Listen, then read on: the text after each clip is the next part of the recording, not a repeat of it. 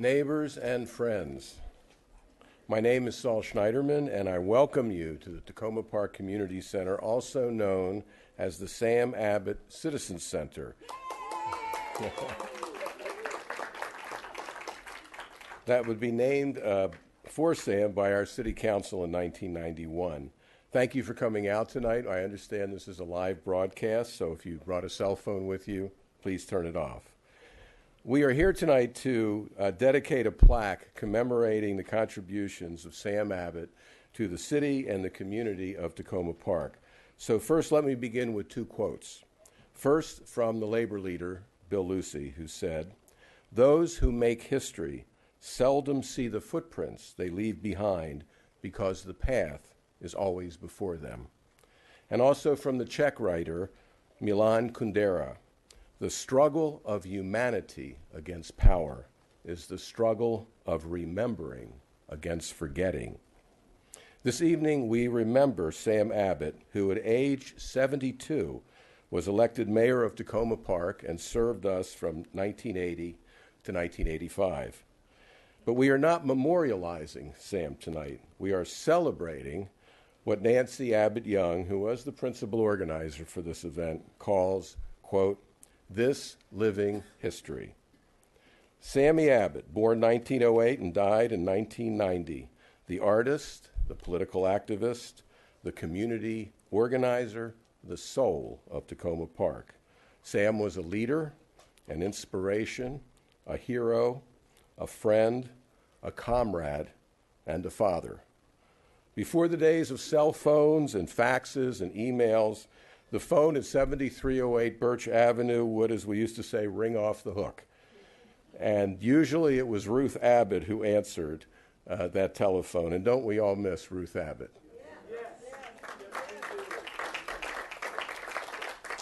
I have two photos of Ruth up on my refrigerator door, which I love. And one, she's holding a picket sign that says, "Join us." And the other, she's sitting behind a voter registration table with a big smile on her face. Ruth used to love to register new voters. Now, I have a question for all of you tonight. Is there anyone here who believes that when the citizens of Tacoma Park and our elected officials pull together, that we can change the world? Yes. I got that as a yes. Well, then, welcome to tonight's meeting of the Sam Abbott Admiration Society Tacoma Park branch. Tonight, we're going to hear from people who worked with Sam during the 60s and the 70s and the 80s, and then we're going to unveil and dedicate the plaque that's in the lobby, and afterwards, after this program's over, we can move to the lobby and we can munch on some great food, courtesy of the Middle East Cuisine restaurant on Carroll Avenue. First, I need to thank some people who made this commemorative plaque possible. Former Mayor Kathy Porter, and the council that served with her and directed in 2007 that the plaque be made. To our mayor, Bruce Williams, who is a community historian himself, and the current city council who saw the project through. To city manager Suzanne Ludlow, Jesse Carpenter, Emily Cohen, as well as the city's facility staff and all of the staffers who are here tonight helping out with this program. Jim True, I'm not sure if he's here tonight. He was the graphic artist who worked with Sam in the old Machinist building down in DuPont Circle. He created the original design for the plaque. And then Tacoma Park resident Holly Sirakis of Go Creative enhanced Jim's design and spent countless hours going over the specs for the all-craft Wellman Foundry in Willoughby, Ohio. My friends, you're going to love this plaque. It's bronze, it has a bas-relief, it weighs 180 pounds, and it will last forever, just like the spirit of Tacoma Park.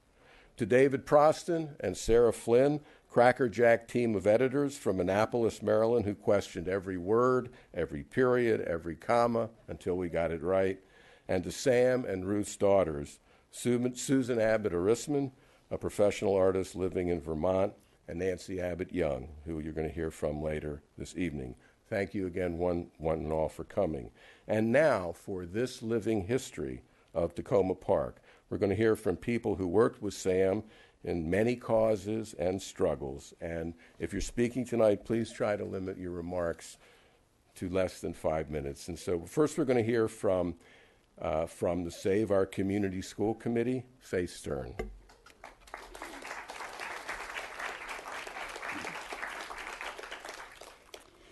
From 1973 to 83, Tacoma Park schools were unjustly targeted for closure.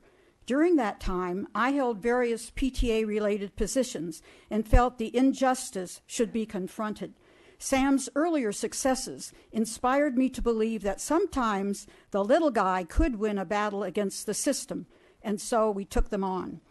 In the first struggle, when Resolution 7, proposed by the superintendent, singled out Tacoma Park Elementary for closure as a solution to problems at other schools, Crisis was formed. This was the committee to renovate our integrated school immediately, if not sooner, with Sam as president. Crisis first arranged a meeting in Tacoma Park with the Board of Education prior to its final vote. 300 citizens attended, but only 3 school board members came, and 2 left early. Crisis then prepared a fact sheet highlighting the discriminatory nature of Resolution 7 and the board's apparent bias. On August 5, 1975, over 200 citizens attended the board meeting in Rockville. Sam, representing Crisis, requested 5 minutes to present the fact sheet. When this request was denied, the 200 stood as one, raising their protest posters. The board called a recess and walked out. Nothing happened for a while. Then Sam walked up to the board chairman's seat and started to talk. He called on Princess Chapman, who then called on Reverend Ross. Soon, 200 people were on the stage, educating the remaining 100 in the audience for 2 hours. The school board called the police, and 24 of them appeared, including a SWAT squad. Tacoma Park citizens called the press and supportive politicians. Because the meeting was delayed by 2 hours, a vote on Resolution 7 was postponed.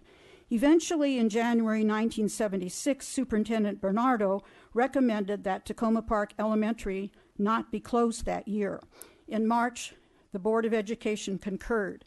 The war wasn't entirely over, but a decisive battle had been won with Sam's significant help. Already simmering in 1976, the closure of Tacoma Park Junior High boiled over in May 1981 when Superintendent Ed Andrews, who 2 years earlier had cited 4 reasons why the school should be kept open, now recommended a 1983 closure. The only thing that had changed was the makeup of the school board. Schools named for closure could respond with alternatives before the board vote on November 4th. Our son had graduated to Blair, but I agreed to head the PTA's response committee and stayed on as the chairman of the Save Our Community School Committee, known as SOX, when it developed after the school board's closure vote. This struggle seemed overwhelming, for now we would have to convince the board to rescind their actions, something they rarely did. As the recently elected mayor of Tacoma Park, Sam used the power of this position and his own connections to help in any way he could think of. Meetings were held in the municipal building. Sam gave us space in the city newsletter. Official letters from the city of Tacoma Park insisted on equal rights with other municipalities. A coalition with other schools targeted for closure met at the City Hall weekly to plan an appeal to the State Board of Education. Sam's connections, I believe, resulted in greater media coverage in getting us meetings and support from county officials, representatives in Annapolis, and members of Congress. The only thing missing was a letter from the President of the United States. But Sam was also in the trenches leading the demonstration when we asked the board to reconsider the vote. Who can forget the protest parade at a school board meeting where he led with the banner, "Green Blat, we are not sheep," as marchers sang, "We will not be moved." Or when he defiantly told the school board at a meeting lasting till 3 a.m. when they voted down a reconsideration, "We'll see you in federal court." He drew cartoons in the newsletter and designed the SOX decal, Integrated Communities Work Save Tacoma Park Junior High, which was given to contributors. There were also bumper stickers with that same message. The Tacoma Park Folk Festival, started by Sam 5 years earlier, dedicated its 1982 revenue to the Junior High Legal Defense Fund. We submitted endless reports, responses, census data, alternate plans, reasoned arguments, but still we lost. The state board's hearing examiner ruled in favor of reversal only for schools where the board had gone against the superintendent's recommendations. That fall, our 7th grade attended Eastern Junior High in the first step of the plan to completely close the school in 1983. We filed a request for a rehearing, citing new evidence, and simultaneously filed a suit against both the county and state boards of education in the circuit court. Sam and Ruth headed the list of about 350 appellants, which also included the city of Tacoma Park. Only after the state board added community impact as a criterion for deciding school closures, and 4 new school board members were elected with our support, could we begin to hope. Superintendent Andrews had met with other municipalities but avoided us. Mayor Sam guilted Andrews into attending a January 12th standing room only meeting in Tacoma Park. Sox presented facts. Along with others, Mayor Sam spoke eloquently. Andrews answered tentatively. On January 31st, primarily because closing us caused logistics problems for others, Andrews recommended postponing the closure for 2 years to 1985. At the March 2nd public hearing on the superintendent's recommendations and 4 board-requested alternative plans, the PTA's testimony focused on the uniqueness of the school and the benefits of the resolution requested by Board Member Odessa Shannon, number 876, one which kept us open as a junior high. Testimony included a video, many in one, displaying the spirit and involvement of the community and school, written by Sam's daughter Nancy, co-produced with Eleanor Ellis and assisted by Carolyn Bassing. As mayor, Sam was given an official 5 minutes. He spoke quietly, to the surprise of many, but firmly on community impact, cited support of the county executive and the Park and Planning Commission and the city's support for Resolution 876.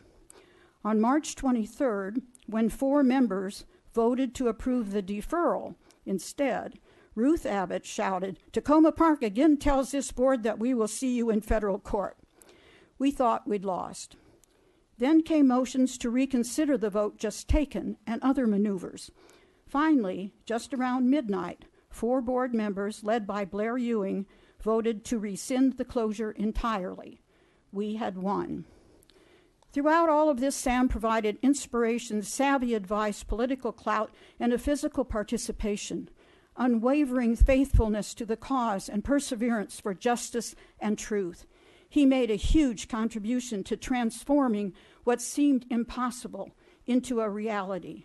Obviously, he didn't do it alone, but he was certainly in the thick of it, acting, leading, and inspiring the rest of us.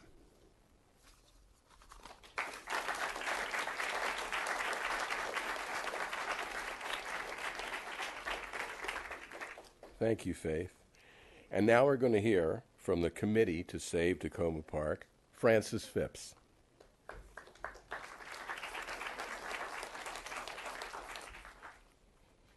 You heard a very detailed presentation of the fight on one issue. In order to understand how important Sam is to what we are today, you have to understand what we were in the 1970s and 1980s and how all the governments, the local government, the federal government, the county government, and our institutions regarded us somewhat the way the British regarded their colonial states. We were really in need of salvation, and salvation was through progress, and they knew what progress was. When I arrived here in 1970, the metro was still just on paper, but was beginning to be implemented. One of the first things we found out in terms of metro development was that there was to be a 1,000-car decked parking lot on the metro site facing our small little Eastern Avenue and the homes along it. They were destroying the bungalows about 3 months after I moved in.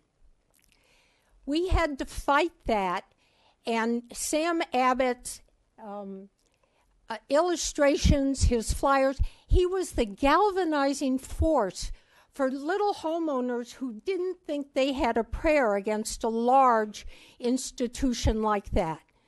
The second thing was, had they succeeded, we would have had that decked car parking lot. The second thing was, in conjunction with Metro Development, Park and Planning came out with a plan called the Mustard Sheet Plan, which rezoned the area from Piney Branch Road to Carroll Avenue and back about 2 blocks deep to CBD zoning.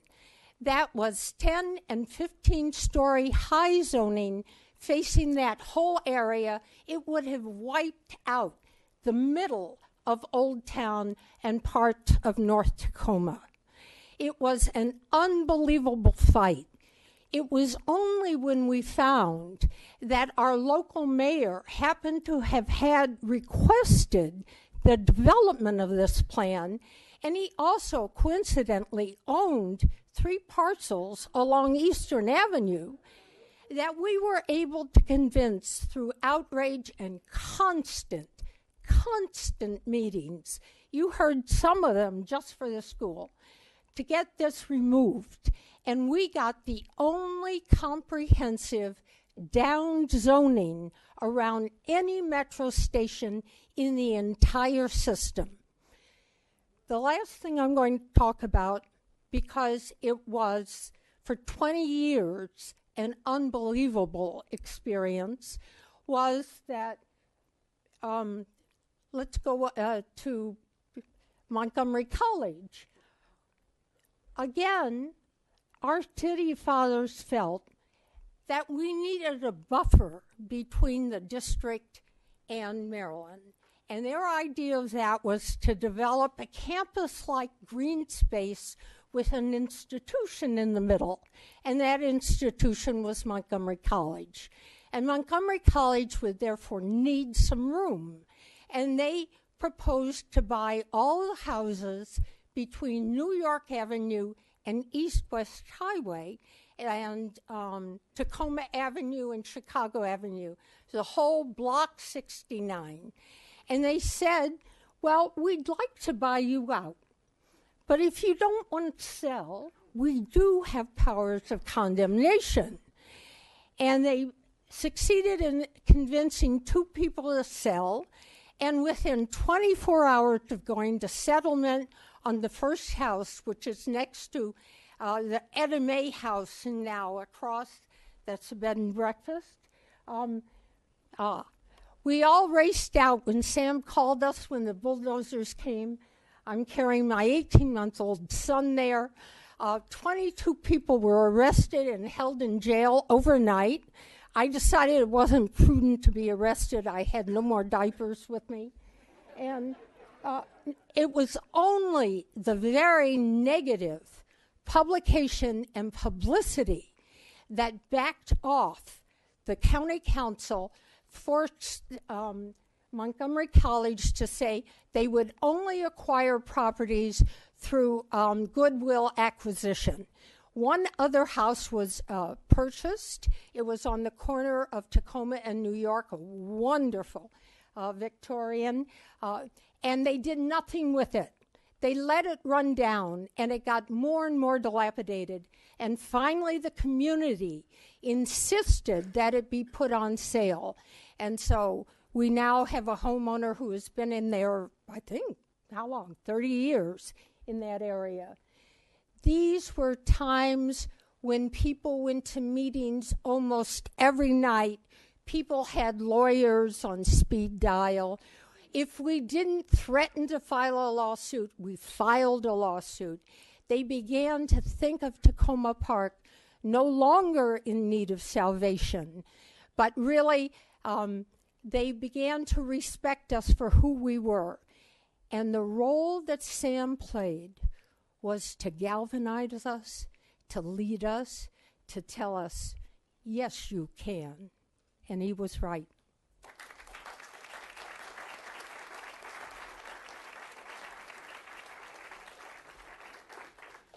Thank you, Francis. He was right. And now the Poet Laureate of Tacoma Park, Merrill Leffler. Merrill?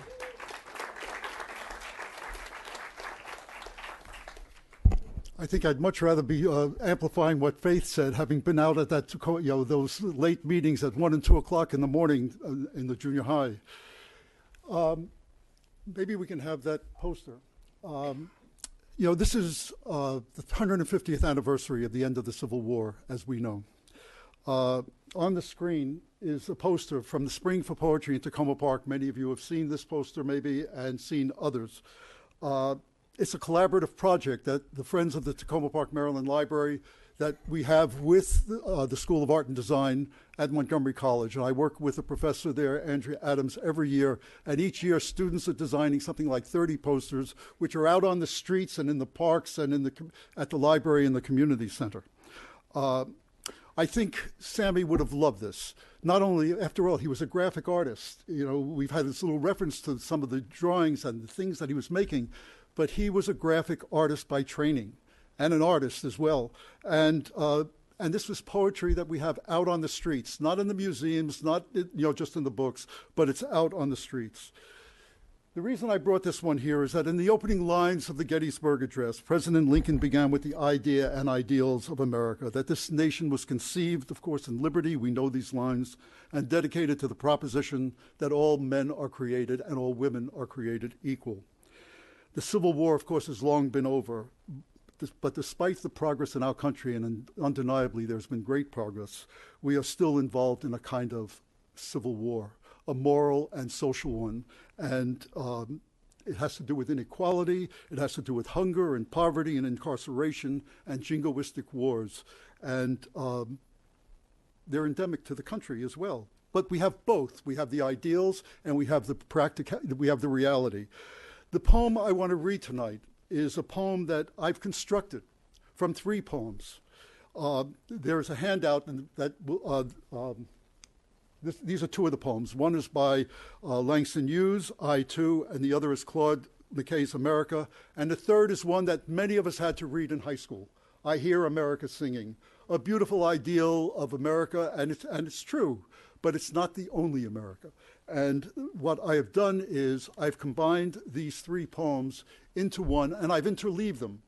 And so if you pick up the handout, you'll see the poem on the back, but I haven't indicated which are which.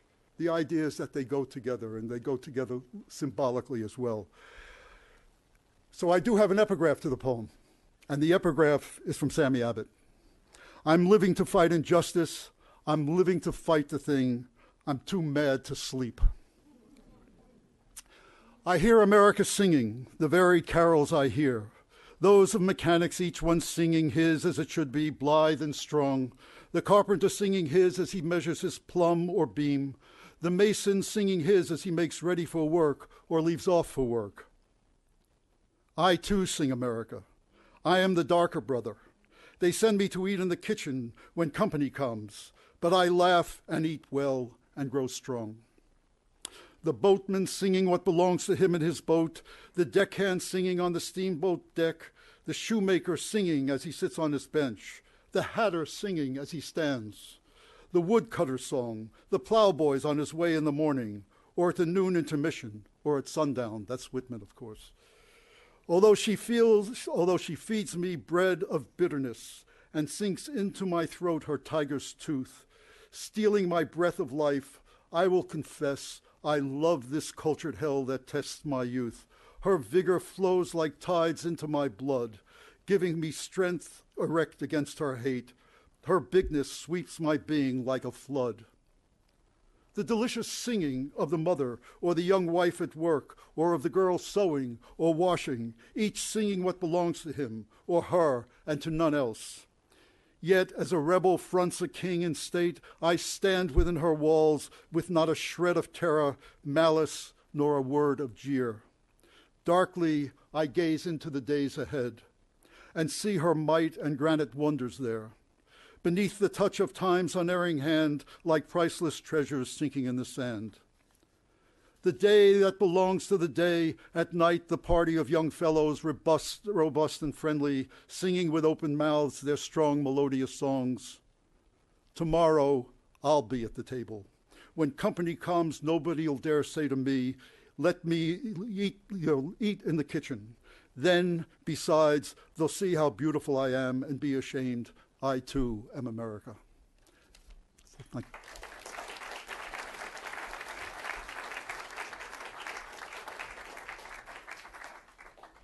Merrill, thank you for your poem. Former Tacoma Park City Council member from 1982 to 1987, Lynn Bradley is here. Hi, Lynn. Well, I drafted a 3-minute speech, and everybody's taking it because these are such heartfelt words that we all agree with about the spirit that Sam had for us. So I just threw out my notes, and we'll just try to speak to why we're here and what it means.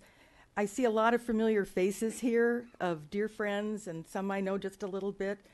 I don't see as many young people as I wish were here to help capture the spirit and hopefully the continuity of that spirit that we should all try to engage and make sure continues, not just here in Tacoma Park, but in the whole world.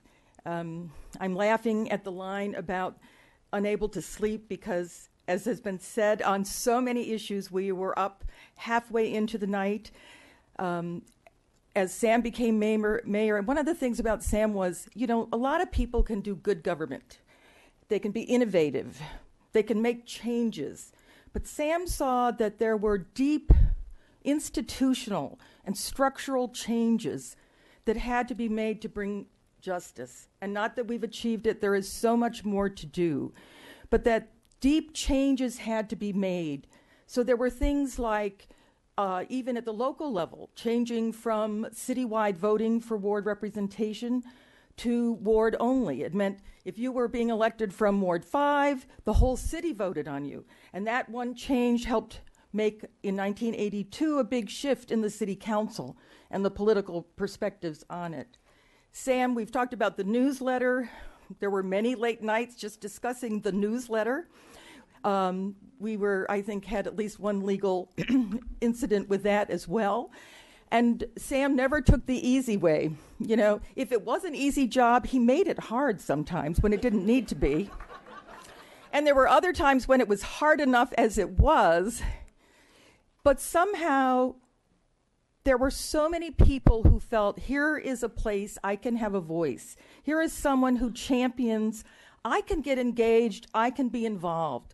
Whether it was starting with the citizen comments at the beginning of every council meeting, which in itself became controversial because people could go on for a long time and then we'd finally get to the agenda at midnight or something like that.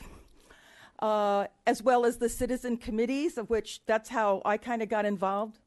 That's the committee right there. That was the cable TV committee, where we had such a diverse group of people, and it's still operating. But there is a spirit that's hard to capture. And if there was a young person here who said, so why are we here? Why do we have a plaque for this man? Why is his name on this building when there have been other mayors before and after? And I would say it'd be capturing that spirit, that tenacity, that willingness to fight. Because, Sam kind of liked it comfortable too in his own personal life. But at the same time, if something was worth fighting for, you didn't wait on convenience or ease. Sometimes you didn't even wait on diplomacy, although he could be diplomatic. And there were people, including some in this room, who would probably never have put his name on this building or necessarily supported him then or even now if he was still activating with us. You know who you are. But for a lot of us, this was an opportunity. Many of these things would have happened with or without Sam, but I don't think to the same degree.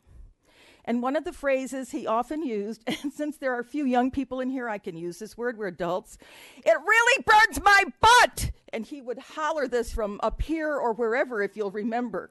And so I think as we look forward, what we're talking about is not just taking what we do here. You know, we can like not use Roundup and all these other things. That's good. But we really need to go to the really big problems like we had in those days.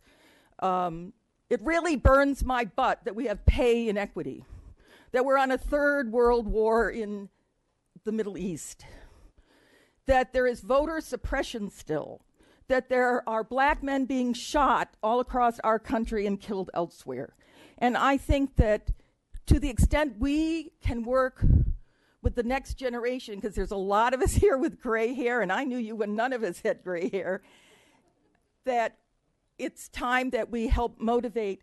It's not so much that the young people care about history and will remember what Sam did per se, or what these people here that we've inherited and benefited from the battles you all were involved in, but what we can do to keep that spirit going in our children and grandchildren and the other people here and elsewhere. And I think that's what Sam would want us to do.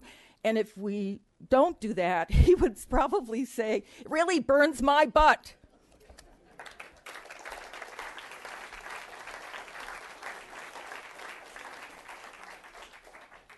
Thank you, Lynn. There's a number of elected officials here, and I think we're going to try to recognize them. But I see Senator Raskin in the back. Hi, Jamie. Hello. And I want to bring to the microphone now our controller for the state of Maryland, Peter Francho. Peter?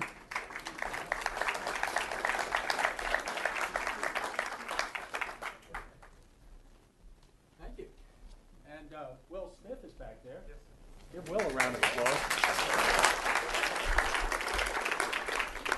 Of course, my favorite mayor, Bruce Williams, sitting very prominently back there. So let me just start, if I could, by giving a couple of my much-coveted comptroller medallions. This is a complete rip-off of my predecessor, Louis Goldstein, handed out gold coins to people. But I'd like to give one to Nancy Abbott, because she makes a huge difference. Yep.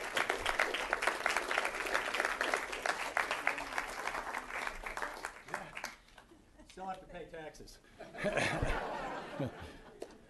But I'd also like to give one of these to someone who's helped me throughout my political career and is also related to Sam. And when Sam was, as he often was, yelling at me about something that I had not done that was perfect, Marilyn would often quiet him down. So I'd like to give one of these because she's made a huge difference in my life. Marilyn Abbott, his niece.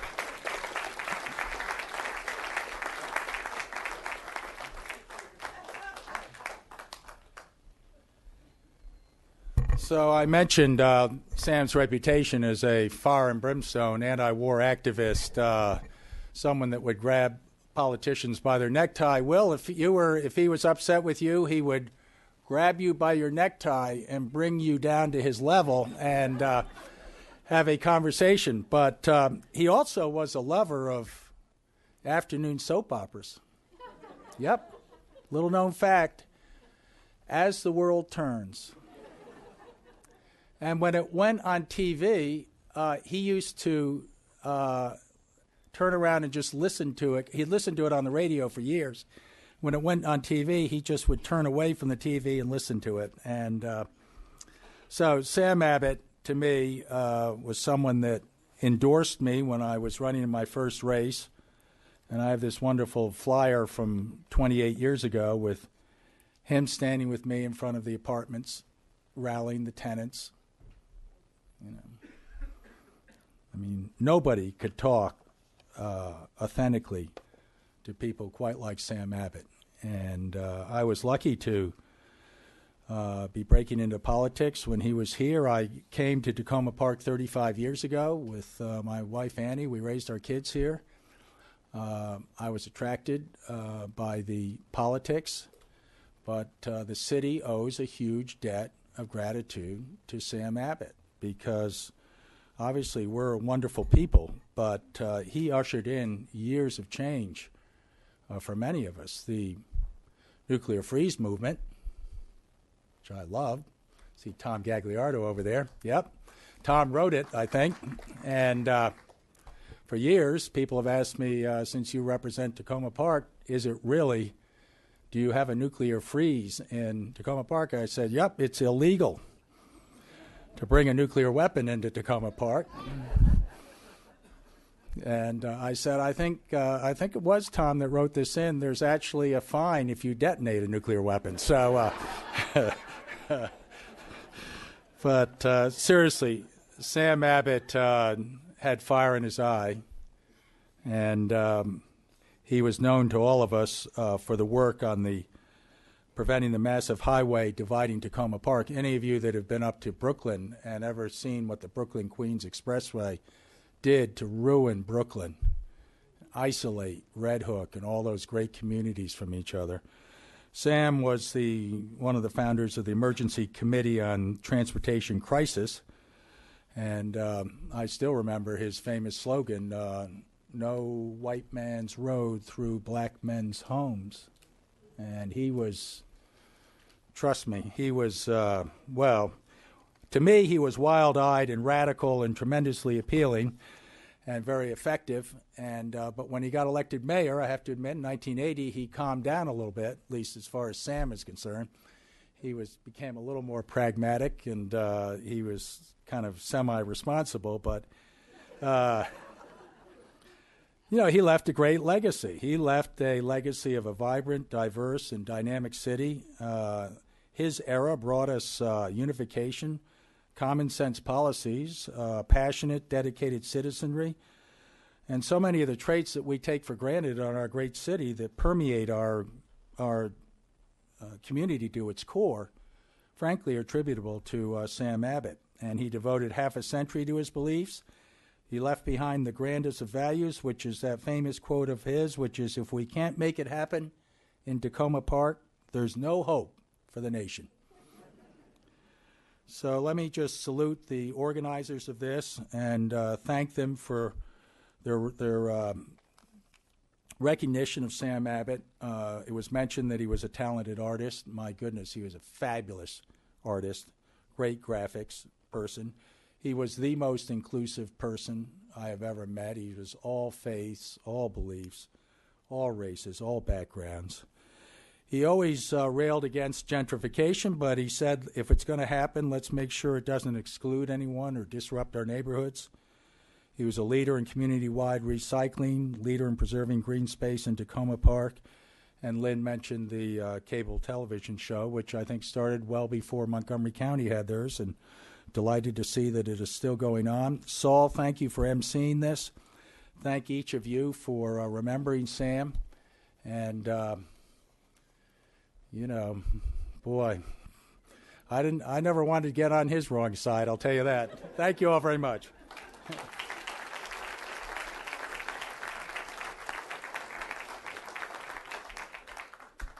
Thank you, Peter. And I want to make sure that as MC, I didn't make any faux pas. So in order to make sure I didn't, if you're a current elected official in Tacoma Park or in Maryland, could you please stand up?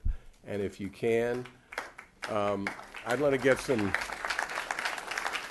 Okay, I'm going to have to do this. I'm going to have to point and get some introductions. Okay, our mayor. City Council. City Council. Okay. In the back. Thank you. Thank you, Will. Thank you very much. Thank you very much. And we have a number of former elected officials here also. We're going to hear from Laurie Summers now from the Tacoma Park Folk Festival. Laurie?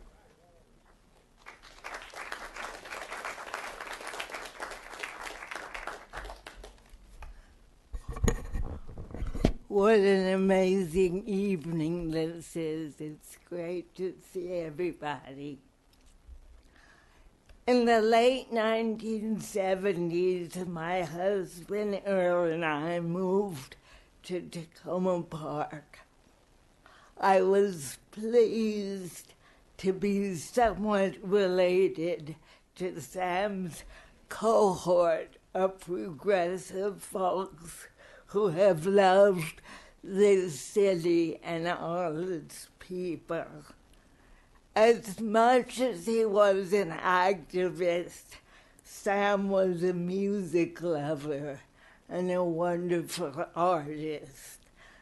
On a warm and gentle evening in 1978, he sat down with his wife, Ruth, Saul Schneiderman, David Sawyer, and probably others to plan the first Tacoma Park Folk Festival.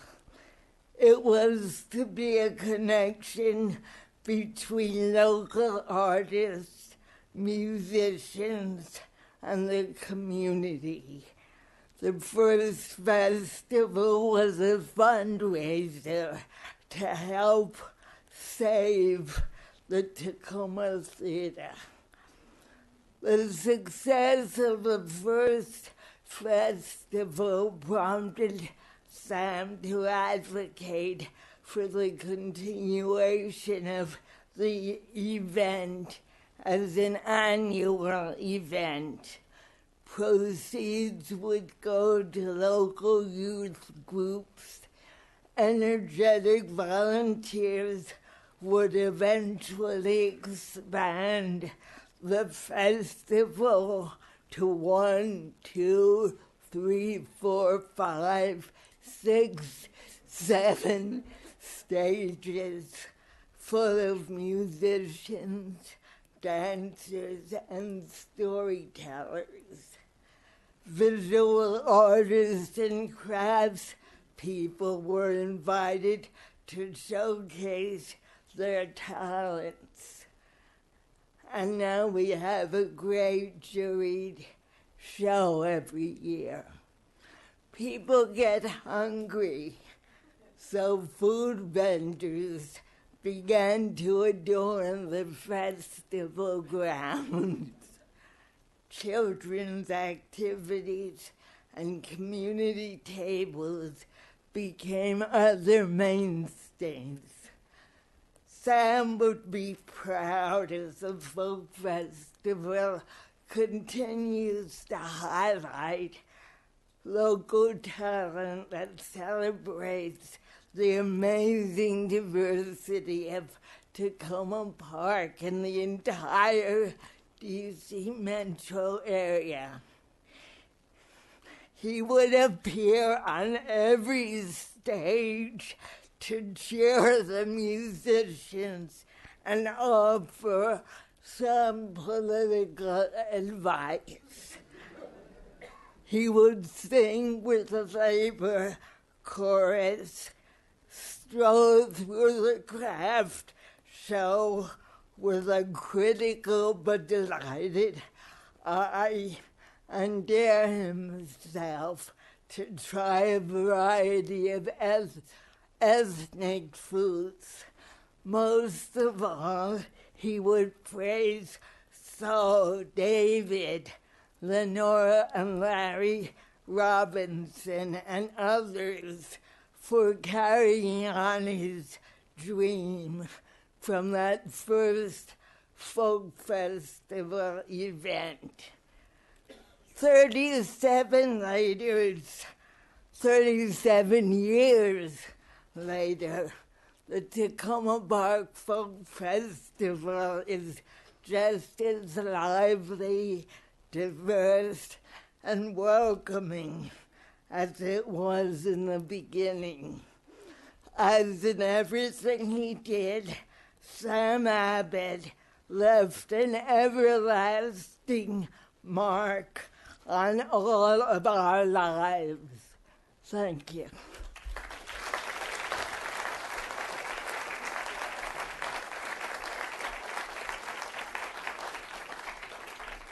Thank you, Laurie. And talking about carrying on, Laurie is was on the original Folk Festival Committee, and she's still at it. She's the only one who has carried it on all these years. Thank you, Laurie. And now, a short video.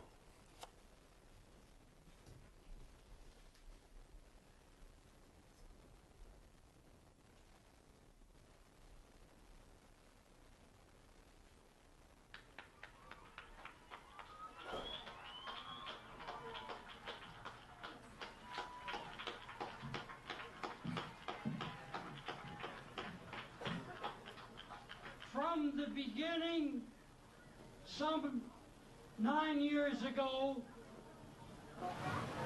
the people responsible for the festival made sure that all aspects of folk art, music, song, and crafts become an integral part of our community.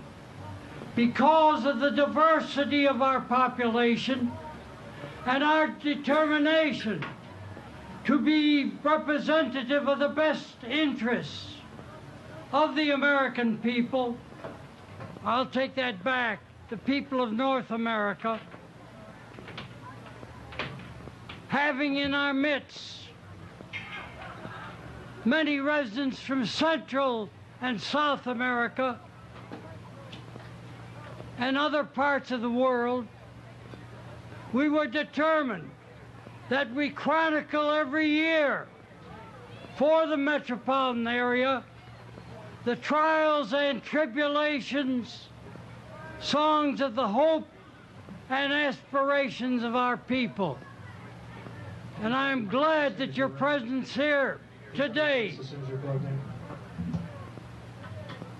is evidence of the support to that ideal.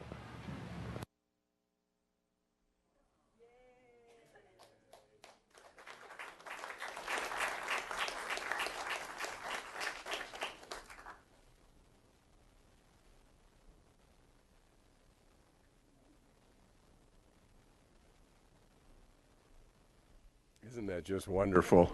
Isn't this a wonderful evening? Before I call, thank you very much for that video. Before I call on Jay Levy to come up, we also have some former elected officials here, and I'd like each of them to stand and introduce themselves.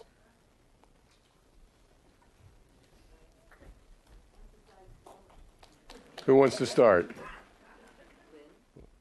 Bradley, Captain Porter, forward Yes. Hi, Sharon. Hank Prensky. Thank you very much. Let's give a round of applause. Okay. And it was Mayor Porter and her city council in 2007 that passed the resolution that made possible the plaque that we're going to see later on this evening. From the chair of the Nuclear Free Tacoma Park Committee and the founder of the Nuclear Free Zone, please welcome Jay Levy.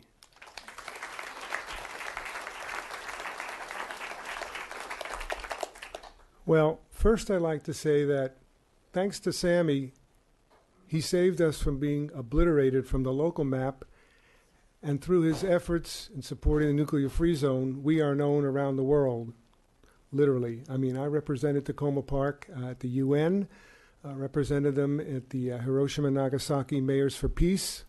Sammy went first, I went next, represented Tacoma Park at an International Peace Festival in Vancouver. And Sammy had an impact that went way beyond this local area. Before we had the Nuclear Free Zone, our brilliant people at the Defense Department came up with a plan to save us from nuclear disaster. It was called, this was 1981, Crisis Relocation. Well, what did that mean for Tacoma Park? Very simply, we would be given 5 to 7 days advance notice of a nuclear attack, and we would proceed to a designated location in somewhere in West Virginia using White's Ferry to cross the Potomac. Well, when Sammy heard of this, he decided to show up the feds. So we organized, he was the leader of a caravan from Tacoma Park across White's Ferry into the hinterlands of West Virginia somewhere. Now, Sammy went further. He went to the COG, the Council of Governments. This is a regional body. It doesn't have that much influence, but anyway, COG. And Sammy put a big hold on the COG because he demanded that they reject this brilliant idea of crisis relocation, which he called relocating the crisis. And that's exactly what happened. COG went on record as opposing it. There was a big hearing in Montgomery County here about this crisis relocation, and the feds were forced to abandon the whole idea. So Sammy had an impact, as I say, not only here, but around the area and around the world. Thank you.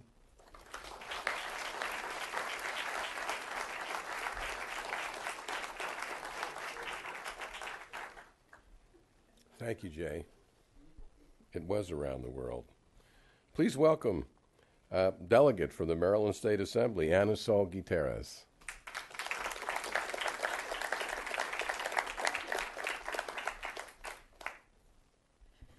Thank you for inviting me, and it just feels wonderful to see old friends and to go back in years. It's wonderful memories of our dear friend, my mentor, Sammy Abbott. I just want to share with you some of the more vivid recollections that I have of Sammy, though these photographs and hearing all of his incredible actions. I mean, he was a man of action. You did not see him standing still. He took up causes and he fought for them. He was truly a man that was seeking social justice, and it just blurted out of him. I met him somewhat accidentally. I had been living overseas in Bolivia and Venezuela and in Peru, and came back with my 3 kids in '81. And if those of you who recall, that was kind of the beginning of the very dark period in Central America with the war. It really had begun before then. And so it was very present in my life and the lives of my parents. My father had to leave El Salvador, that's where I'm from, and could not, was on the death squad list, and he was a incredibly visionary, dedicated to cause of social justice. So I think there was some vibration or genetic thing that moved onward from my father to me, and it resonated with Sammy. But when I came here, we began to see how negative was the picture that was being painted by then your president, Ronald Reagan. That wasn't mine. I was not a citizen at that point in time, so I cannot say that I voted either for or against him, though I did become a citizen in '84 just so I could vote against him. So I got even. So we formed, and I see Holly Siracos came, and Peter Jones, and several of us formed something called the Maryland Council on Central America, and our purpose was to educate on the other side of all the really propaganda, horrible messages that were coming out of the Reagan White House. And we started working in people's homes, and I'm sure many of you were part of those groups that did fundraising so that we could send medicine to Central America, to El Salvador. And that's how I came to know Sammy, and I think he picked me. He would kind of draw me into his projects, and I was really busy, single mom, working full time in that, but somehow you couldn't say no ever to Sammy, and he was such a, I think it's been said here, he had such a world vision. He empathized so much with all of the individuals that were escaping the war and coming to this area. Why? Because it's a push-pull of immigration. If you have an uncle, a cousin, a sister, a brother that is in the area, then you come here because you know you're going to find a sanctuary. And that is really what was so fabulous about Sammy, that he made Tacoma Park, the church at the corner of Tulip, and Maple a sanctuary. And people felt that they were safe, something that unfortunately was not a possibility in Central America. And that empathy for others and helping them be able to have the respect and the dignity to build another life, to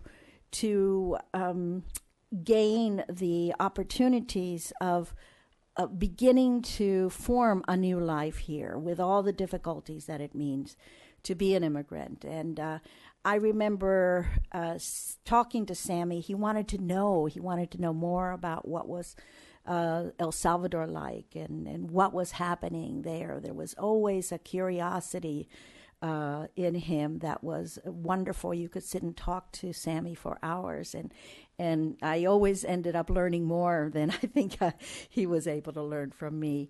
So I think that passion that you see personified in someone is something that sticks with you and pushes you to say, si se puede, yes, we can be done, like Lynn and others have mentioned. And so there came a time when we were working with the Rainbow Coalition at the beginning of the Rainbow Coalition, which was that incredibly integrated, beautiful movement. There we decided that, yes, we wanted to represent the rainbow here. And he called me up and he said, you're going to be one of the delegates to go for Jesse Jackson to the convention. And, I had no idea. We had been organizing, I think, he's my professor at grassroots organizing, from flyers, from town hall meetings, from all the nitty-gritty that is so important to do. And I don't need to tell everybody in this room that is really what is the way that you begin to connect with other people and begin to move in directions that are common. So he convinced me that I should run, and we organized. That was my first election, and I think the beginning of my political life. I got elected. I went down in '88, and I remember after just an incredible political baptism, Jesse Jackson obviously was not nominated, and we felt so disappointed that we had not been able to move the first African American to run for president. But he came and he said something to me that I think I remember to this day. He said, "This is just a beginning. You, each of you, please don't stop now. Go back and get elected. Doesn't matter what you are. Get elected to a place at the table, because if you're not at the table, then you can't make the difference that only you can make." And you know what? I took it seriously and came back. I was very much concerned about what was happening in education. Hearing the battles in Tacoma Park and for the middle school here, I was also one of the 5 families in Chevy Chase that sued the state board because they'd closed Rosemary Hills Elementary, and we won. And it was such a surprise. I had no idea that we had been holding hands in our fight to ensure that those schools were open. And so, that spirit of you've got to do something about problems. To me, perhaps the most strong motivator has always been anger. And I'm angered by injustice and by seeing what was not something I could understand. A school system that had educated me. I'm a product of Montgomery County Public Schools, was educating my kids, and yet was treating all the children of Central American immigrants as second, third-class citizens. And I'm afraid to say that it's still happening. But that got me angry enough, and I had built the skills that were necessary from my friend and mentor, Sammy Abbott, that made me start on my on my political campaign. I got elected then and have been elected 5 more times into other positions. I wish I could say that we've solved all the problems that we need to solve. On the contrary, I think it's very sad to see that we keep on having to face the same injustices and social problems that just make life very difficult for some people.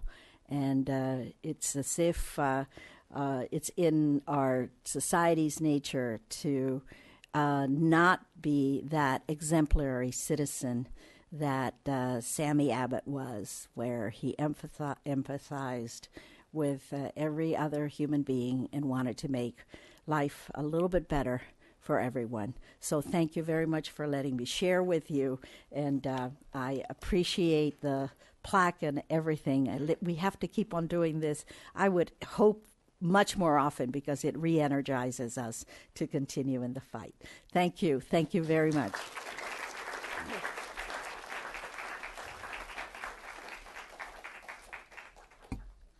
And thank you, Anna.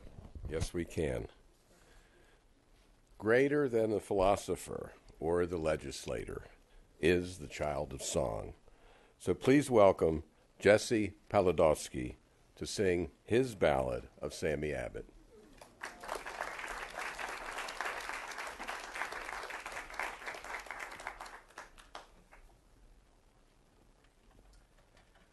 Well, I didn't have the honor to know Sammy personally, but I was managing the Sammy Abbott stage at the Tacoma Park Folk Festival for the 25th anniversary, and I wanted to know a little bit more about Sammy.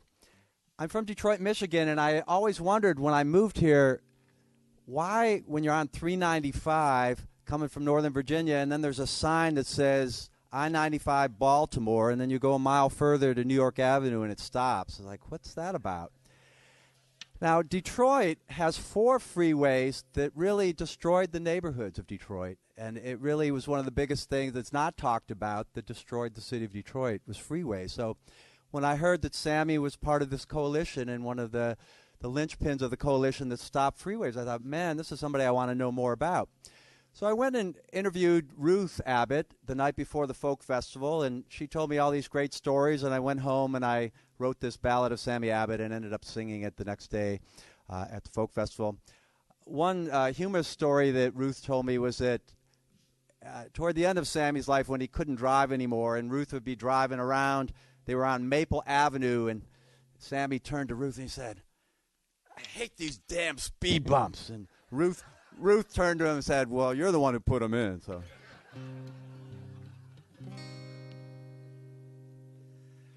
my people were from Syria, settled in New York State.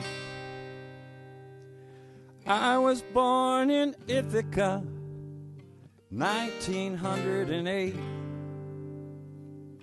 Pure American, born and bred. I always believe what the headlines said. My name is Sammy Abbott. Come listen to my tale.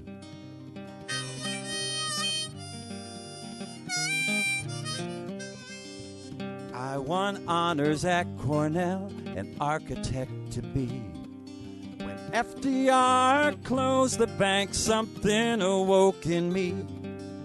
I left school to save my soul, organized for the CIO. Sold my watercolors to earn my betting fee.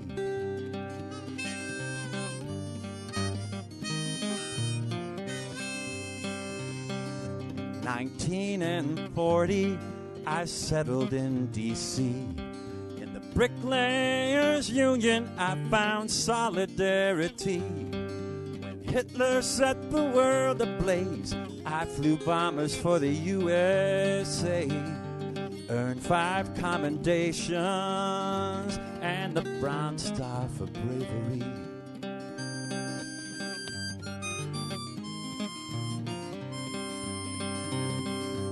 As a war hero, I still work day and night. Organized to ban the bombing for black people's rights. But those McCarthy years were mean. Smeared to patriots to make you scream. Blacklist stole my livelihood, but I never quit the fight.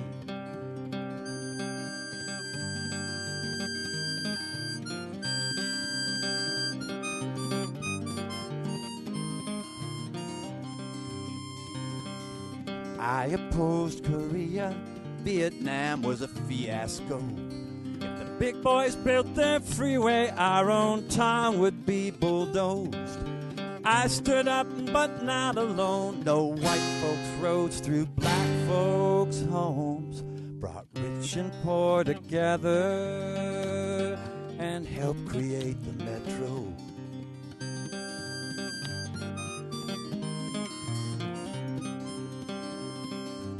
I became mayor when Reagan came to town. 72 years old, but I stared the doubters down.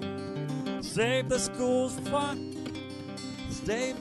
brought rent control. Sanctuary in the nuclear-free zone. Being faithful where you live can turn the whole world around.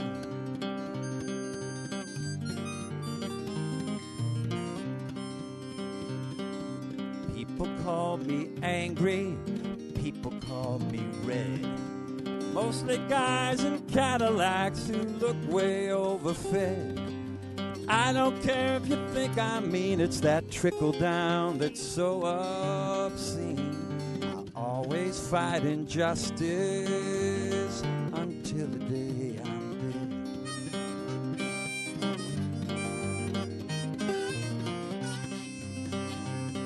My name is Sammy Abbott.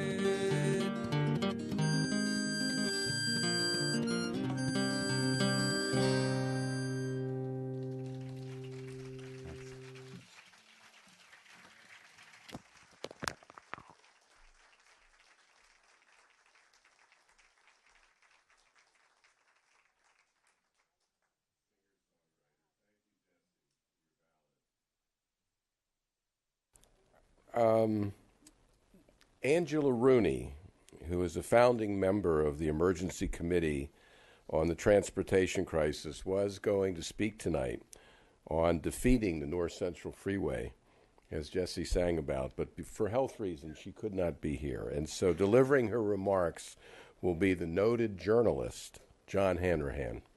John?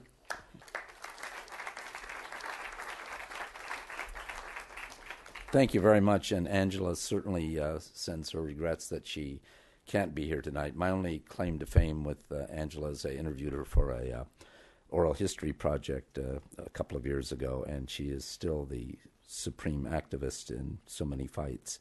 So I'm reading from the remarks that she prepared. Even though she's ill, she prepared these remarks about Sam Abbott. And as I rode out here on the subway tonight, I was reminded how much we owe to her and to Sammy Abbott, that it's the red line is there and there is not the North Central Freeway. Sam Abbott was absolutely one of the greatest men I have ever known. He was truly dedicated in every way to the democratic process, constitutional rights within a democratic society. When he saw what was happening to the city of Washington because of the Federal Highway Administration network of interstate freeways, he knew it was his obligation to help organize a largely apathetic population that had no government, that was run by subcommittees in the House and Senate. He created a highly focused principle around which people could stand up and speak for themselves. He worked hand in glove with every level of society and gradually merged all the people who believed the city and its communities into one highly focused unit calling itself ECTC, the Emergency Committee on the Transportation Crisis. He spoke truth to power, unheard of in Washington, when he called people to stand up against white men's roads through black men's homes and united all the disparate groups under the banner of, quote, not another inch of freeways, unquote. The main focus was to show that the Federal Highway Administration had created the Highway Trust Fund that included GM, Ford, Exxon, and the trucking lobby mafia. When the city gained a minimum of elected officials for the first time, public hearings were held, and people had a chance to stand up and be counted. The organization known as ECTC met weekly for years, starting in the early 60s, and weathered the traumatic events of the riots. It was at the birth of the environmental movement. Doing the groundwork with people at every level, especially those who stood to lose their homes, schools, playgrounds, etc., the aim was to make it impossible for the new city council and mayor to be elected without opposing the freeways. This model began to be heard of throughout the country and cities everywhere that needed the information that ECTC consistently made available. Finally, not one, not two, but 3 national councils were held, and people came from around the country, from Newport, California, Iowa, Utah, New York, New Jersey, Baltimore, and Atlanta, spending their own money to do so, to get advice on how to fight the freeways. Sam created ECTC, which never took any grant money or any of any kind. Everything was voluntary, so the organization could be free of political pressure. There was no reason for officers. Everyone was welcome to join, and everyone did whatever he could do to advance the principles of being an active citizen. The overarching lesson to be drawn from these many years is that democracy requires eternal vigilance. If we do not, as citizens, work as Sam showed us the way, we risk losing democracy to capitalism. That is where we are now. Praising Sam is fine and good, but taking his message and example seriously when we leave here is what would matter to him more than anything else. And one digression, and when I interviewed her before, she said to some of these people who were fighting freeways elsewhere, after they would give them good advice, she would say, and then you've got to get a Sam Abbott.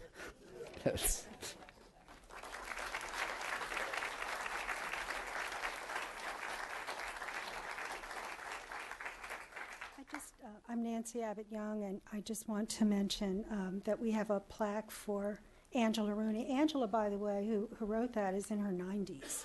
Yes. So this is for, it's a Sammy Award for Lifetime Achievement in Public Transportation, Local Democracy, and Environmental Justice. Thank you. Thank you. Thank you very much. Thank you. Thanks, John.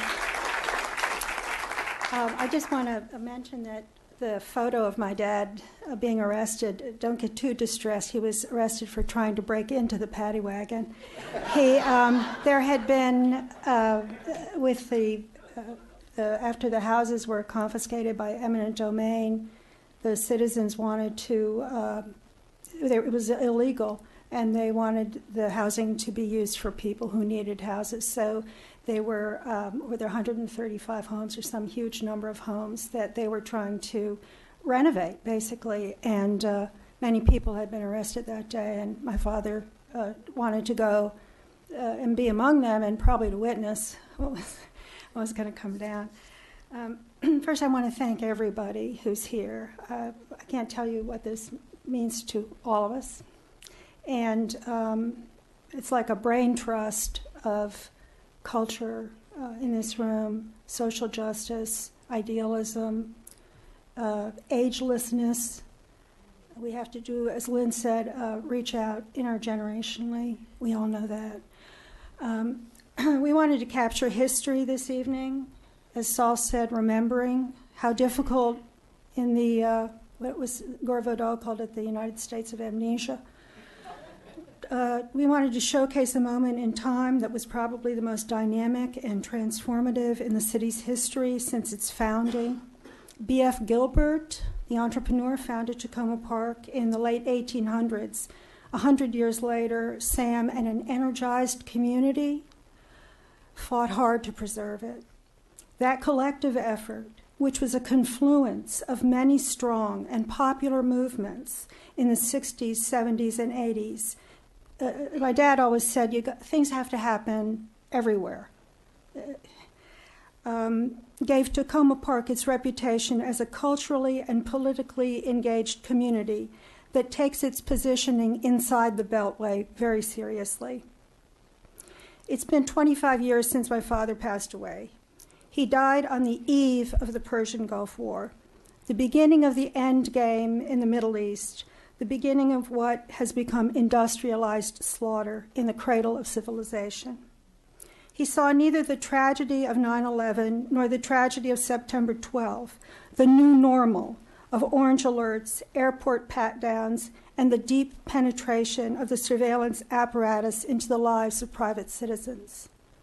He never saw the high-tech dark ages, the marketing of violence and the gun culture to the young, the militarization of the domestic police force, the pre-K to prison pipeline, flat wages, the demise of the middle class, two-party gridlock. My parents, many of our parents, never saw the melting of polar ice caps or the dying of the coral reefs, Katrina, the drought in the San Joaquin Valley, the peril of honeybees, butterflies, and songbirds. For those of us who have grandchildren, we're sadly aware that this is the only world young children have come to know, and we're very concerned about that. This evening was about history, but it was also about the present and the future. I want to close with my dad's favorite quote. It's from Dante. The hottest places in hell have been reserved for those who, in periods of greatest crisis, have maintained their neutrality. Thank you very much.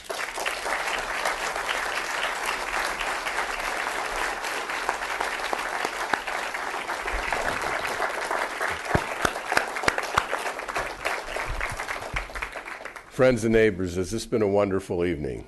Okay. I really want to thank Nancy Abbott Young for being the inspiration for this. I have to tell you, it's been a long journey from Mayor Porter and her city and the city council through Mayor Williams and the current city council to get the wonderful plaque that our new city manager is going to unveil. And I was part of that journey. And when it finally was delivered here, I called up Nancy and she said, "Oh, now we're going to plan this event." And it turned out to be just so wonderful. So a big round of applause for the city staff, okay? And for all of our speakers. And I think now is the time to to move to the lobby, where we're going to have the dedication on the unveiling, and we're going to have some wonderful food from the Middle East cuisine. So thank you all for coming, and let's move to the lobby. Thank you.